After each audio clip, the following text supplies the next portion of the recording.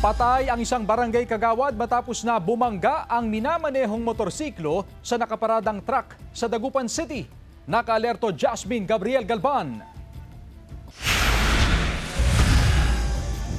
Masaya pa rin na nagpaalam sa kanyang misis ang 59 anyos na barangay kagawad bago magpunta sa Dagupan City para mag-asikaso ng mga dokumento sa City Hall. Yun na raw palang huling suliyap ni Aling Leonora sa kanyang mister. Wala pang isang oras, ibinalita sa kanyang nasawi sa aksidente ang kanyang mister. Masakit, ma'am, na maiwan ka ng asawa mo na walang ano-ano. Ang sarap pa na ng pagpapaalam niya sa akin. Pinuntahan pa niya ako sa school. Ito ngayon, masakit. Bakit pa niya ako iniwan? Sabi ko, hindi ko kaya.